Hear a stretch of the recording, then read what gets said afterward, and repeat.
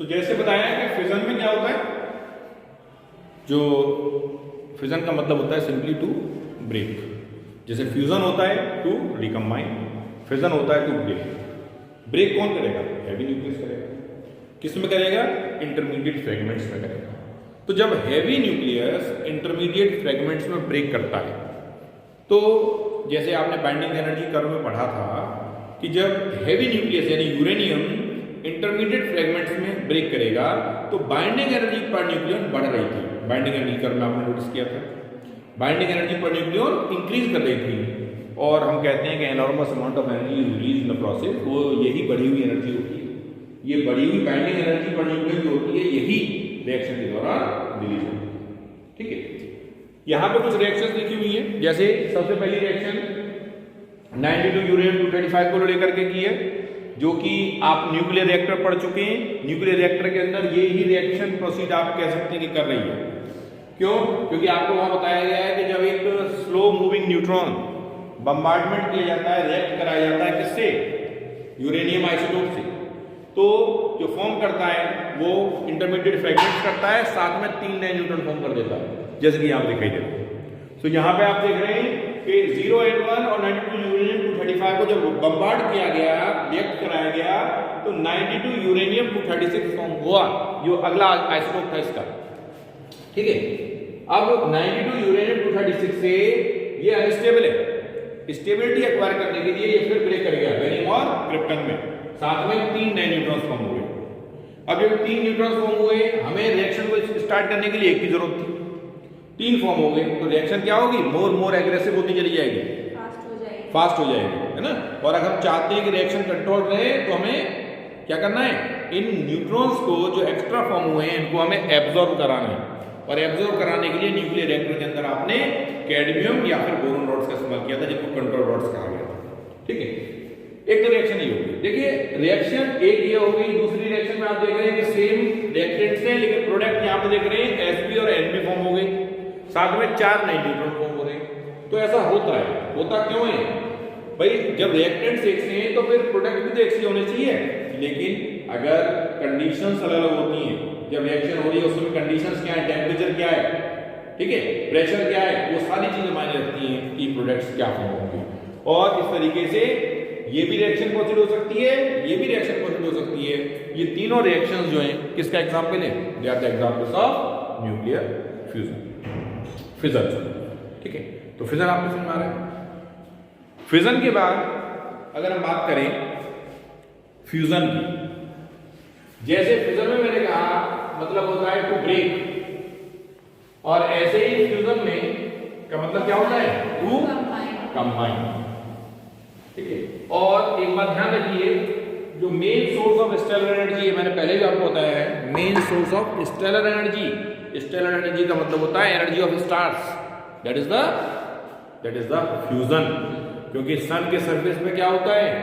Hydrogen combine together to form helium with the release of enormous amount of energy, और ये process ongoing है, जब तक चलता रहेगा जब तक सन सोर्स ऑफ एनर्जी में सन के पास हाइड्रोजन अवेलेबल है। ठीक है, तो दूसरा जो है वो है फ्यूजन।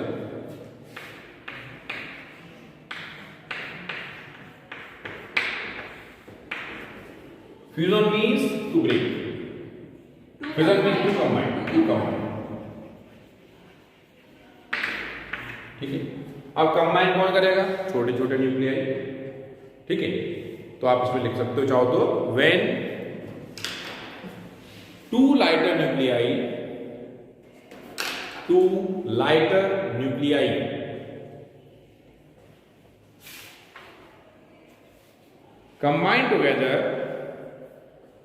combine together या join together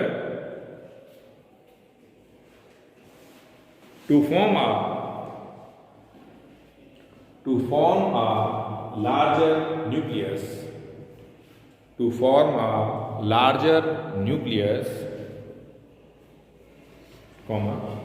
energy is released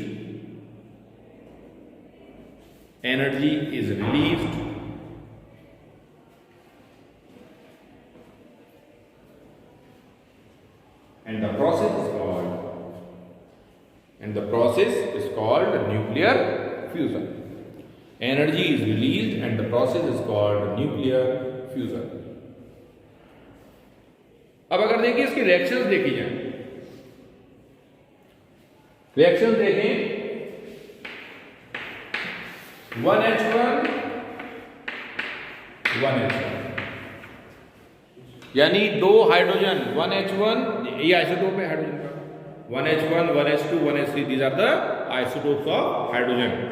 तो यहां पे 1H1 जब कंबाइन हुए तो क्या बना दिया 1H2 यानी दूसरा आइसोटोप फॉर्म कर दिया, इसे क्या बोलते हैं ड्यूटेरियम। और साथ में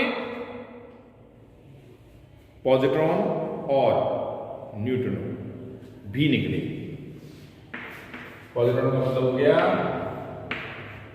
plus neutron with the enormous amount of energy also. और यहां पे जो एनर्जी मिलती है वो करीब 0.42 MeV को ऑलरेडी मिलती है, 0.42 MeV of energy is released.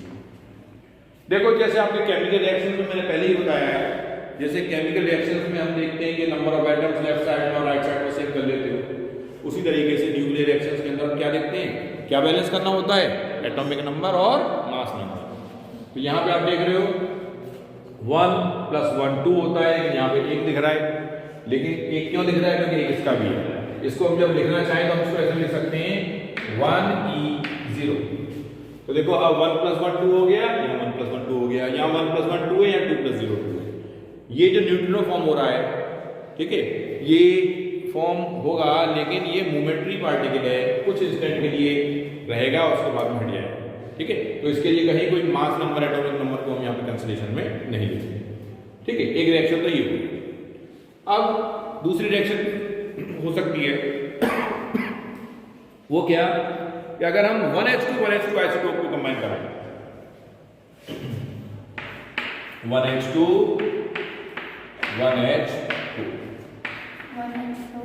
2He 1H4 तो होता नहीं ना,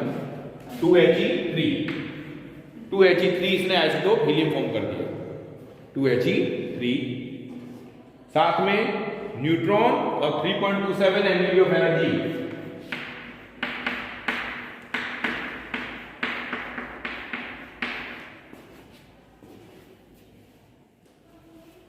न्यूट्रॉन का मतलब कितना होता है 0 and 1, चाहे तो यहां पे लिख सकते हैं 0 and 1।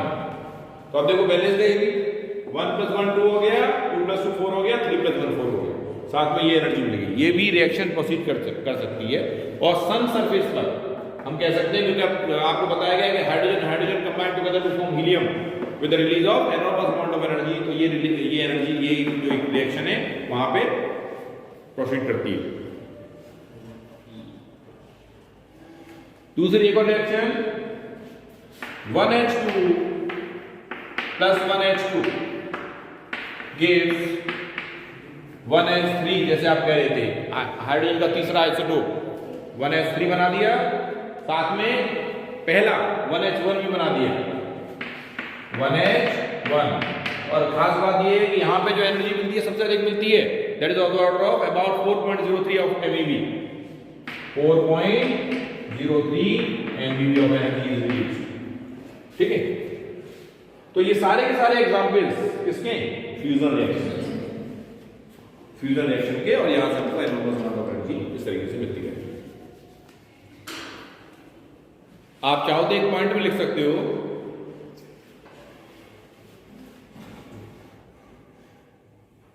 Source of stellar energy, STELLAR, stars की जो एनर्जी होती है उसको स्टेलर एनर्जी बोल देते हैं। Source of stellar energy is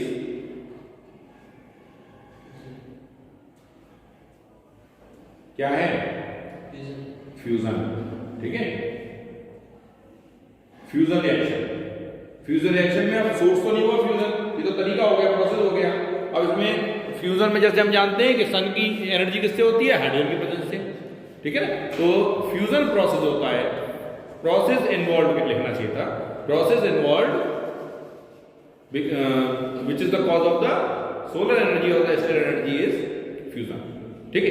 तो यहाँ पे फ्यूजन रिएक्शन के द्वारा हमें वो मिल जाता है। तो आपसे ये कभी एक आधा क्वेश्चन आ चुका बोर्ड में भी कि भाई स्टेलर एनर्जी का मेन सोर्स क्या है, मेन जो कॉज क्या है, तो आप कहेंगे fusion. Fusion is the process involve in the case of sun's energy और the energy of the stars. ठीक है, एक बात तो ये। अब हम एक काम और करते हैं, नाउ वी विल डिस्कस